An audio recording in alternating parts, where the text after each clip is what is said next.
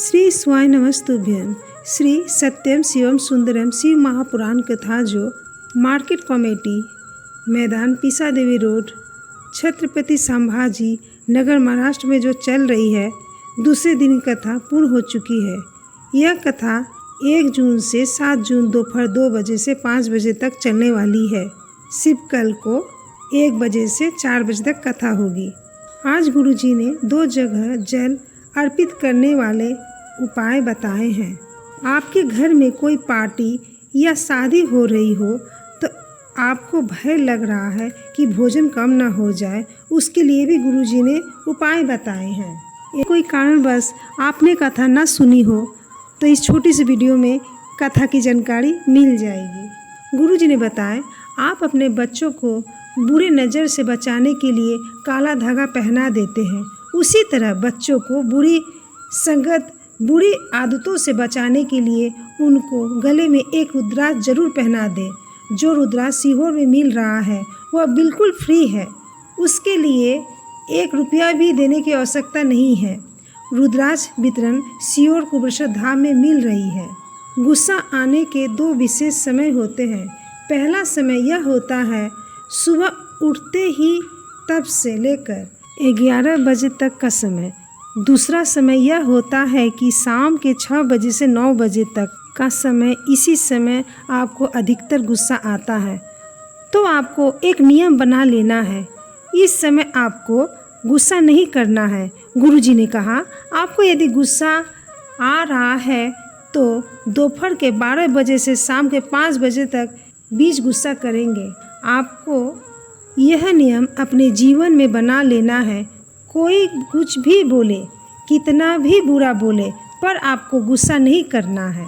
गुरुजी ने कहा, अगर आप अपने बच्चों को मारकर सही मार्ग में ला रहे हैं तो उसका कोई मतलब नहीं है।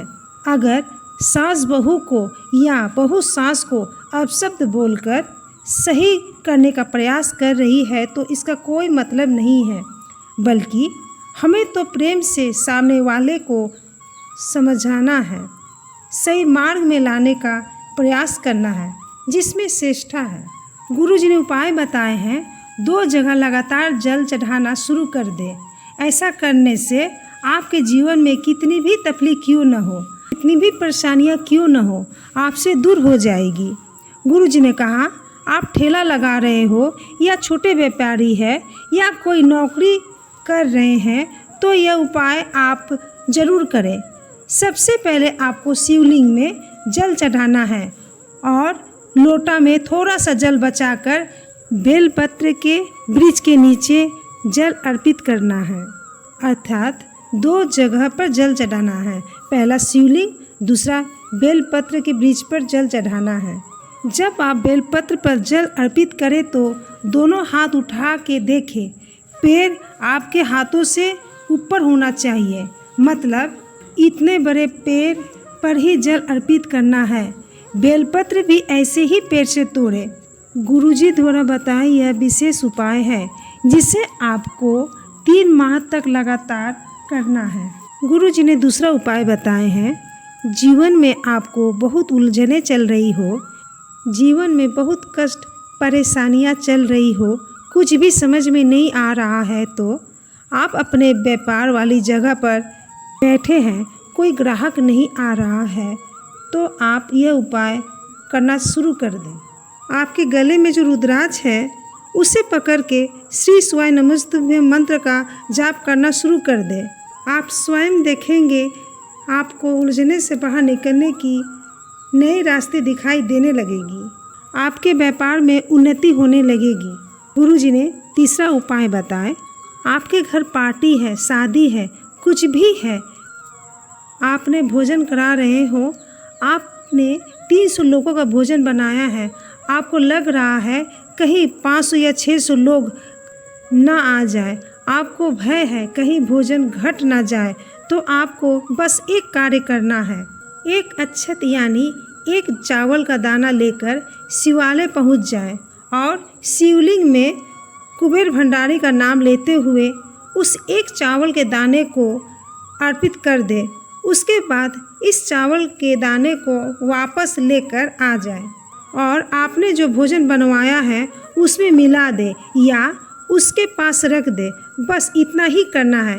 गुरुजी ने कहा, कितने भी लोग क्यों न आ जाए, आपको भोजन कम नहीं पड़ेगा।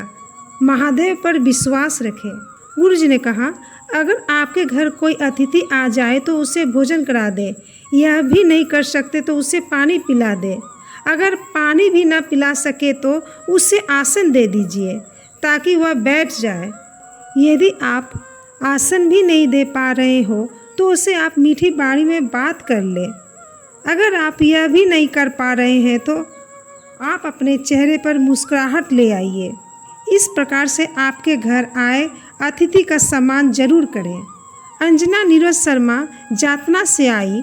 उन्होंने पत्र में लिखे, उनकी बेटी सीए का एग्ज़ाम परीक्षा दे रही थी पर परिणाम अच्छे नहीं आ रहे थे, फेल हो जाती। फिर उनकी बेटी पशुपति व्रत किए, 1 लोटा जल चढ़ाना प्रारंभ किए। एग्ज़ाम वाले दिन बेलपत्र में शहद लगाकर शिवलिंग में चढ़ाकर एग्ज़ाम देने गई। उनकी बेटी सीए एग्ज़ाम में पास कर गई। वह कथा पंडाल में बाबा को धन्यवाद देने के लिए आई। उम्मीद करते हैं आपको ये छोटी सी वीडियो ज़रूर पसंद आई होगी। श्री शिवाय नमस्तुभ्यम। हर हर महादेव।